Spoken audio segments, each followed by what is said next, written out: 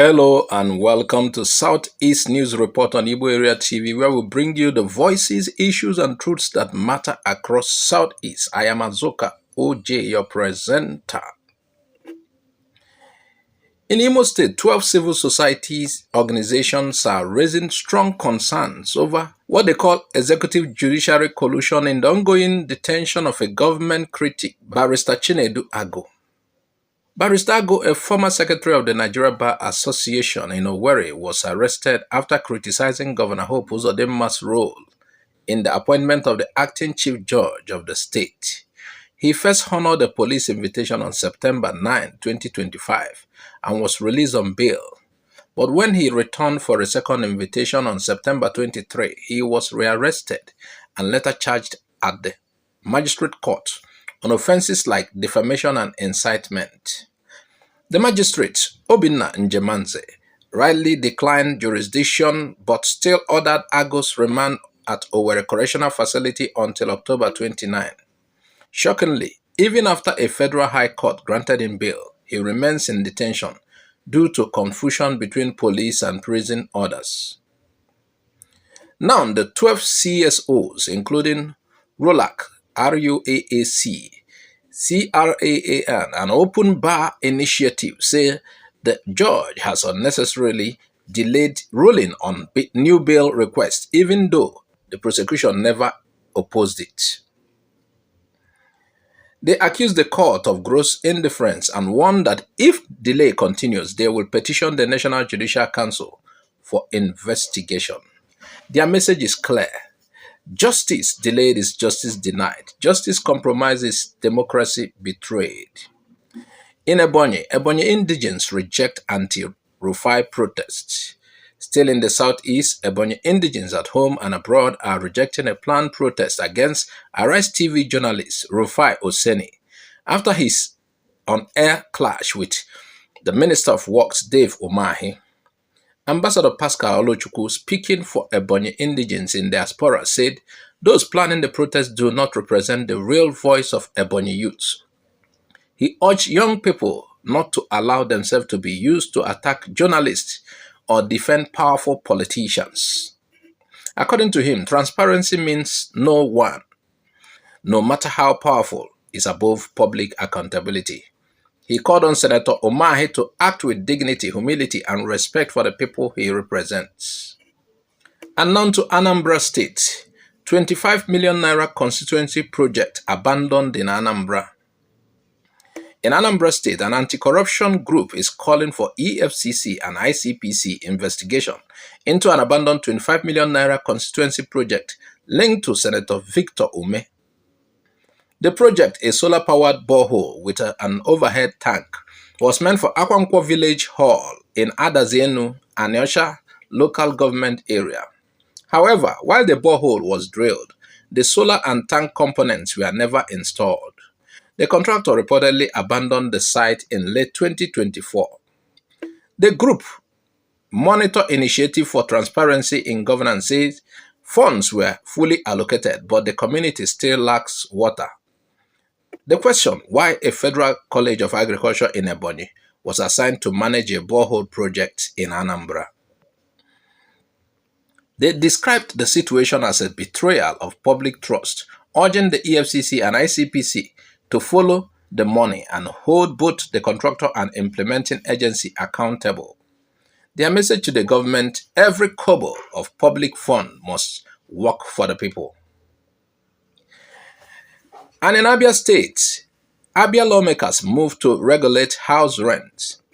In Abia State, the House of Assembly is pushing a new law to protect tenants from unreasonable rent hikes and exploitation by agents. The Abia State Landlords and Tenants Bill 2025 aims to control rent increases, fix agent fees at 5%, and make it illegal for landlords to demand more than 6 months' rent at once. Key points: rent control bill and bullet points appear one by one. Rent advance capped at 6 months. Agent fee limited to 5%. Landlords can't demand unreasonable rent hikes. Agents must register with the Ministry of Housing. Offenders face fines or jail terms. However, Governor Otti has expressed opposition to government rent control, saying moral persuasion is better than strict enforcement.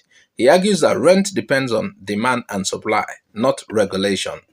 But lawmakers said enough is enough. The rent burden has become unbearable for ordinary Abians, and something must change. The Speaker, Right Honorable Emmanuel Emerwa, praised the bill, calling it a bold step towards fairness and modern housing regulation. Now, in reaction to these stories, 12 CSOs to petition NJC over alleged collusion of executive judiciary in Imo against critic Chinedu Agu. The case raises serious alarm about the state of judicial independence and human rights in Imo State. The fact as presented by the 12 CSOs paint a troubling picture. One where the judiciary, instead of being a shield for justice, appears to have become an instrument of a political control. It appears the governor is controlling this body. If indeed the Federal High Court granted bail and yet Chinedu Agu remains in detention facility because of a technical misdirection of the order, that's not just a legal irregularity. It is an abuse of due process. Even more worrying is the claim that the judge demanded written addresses on a post-bail motion. That looks like a deliberate delay tactics, not a procedural necessity. The situation reflects a broader pattern of executive interference in the judiciary, especially when the person involved is a government critic. Now, when courts start to act timidly in political sensitive cases, the rule of law collapses. The call by the CSOs to petition the National Judicial Council, NJC, is therefore justified. Judicial officers must be held accountable whenever they compromise their constitutional duty. The case of Barrister Agu is not just about one man. It is a litmus test for justice in Imo State and a warning signal for Nigeria at large. Justice delayed is indeed justice denied, and in this instance, it also looks like justice manipulated. Now, going to Ebonyi State, Umahi versus Rufai. Ebonyi indigenes reject protests against Arise TV host. The statement from Ebonyi indigenes abroad is a breath of fresh air, actually. It shows that not everyone is willing to be dragged into blind loyalty or political worship.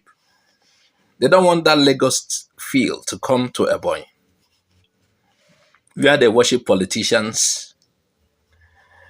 People should seek for uprightness. So what they said is true. Too many times politicians in Nigeria try to use youth groups as attack dogs against journalists, against their critics or anyone who asks hard questions. So Rufai Oseni didn't insult Umahi. He simply did his job as a journalist, pressing for clarity and accountability. Umahi, being a public servant, should expect tough questions and respond with maturity, not anger. It is good that Ebonyi people themselves are speaking out, saying, don't use our name to defend pride. That's how a society grows, when people separate from tribal or political sentiments. In short, this reaction from the diaspora is a sign that the culture of sycophancy is breaking. Nigerians are beginning to realize that defending power blindly is not loyalty, it is slavery. Just like when Umahi told Ebonyi citizens, you have to vote for Tinubu. Not that Ebonyi State will vote for Tinubu, as if he will manipulate the vote, or he would force them, or he will pull them by the necks on that day and direct them who to vote for. I think every Ebonyi indigene should be able to cast their vote and make choices. You can only convince them, you can only advise them, this choice will help you. You can't force them on who they should vote. Now, still on reactions to our story, going to Anambra, Senator Victor Umeh's 25 million naira constituency project abandoned in Anambra. This case is deeply disappointing and unfortunately familiar. It's a common thing.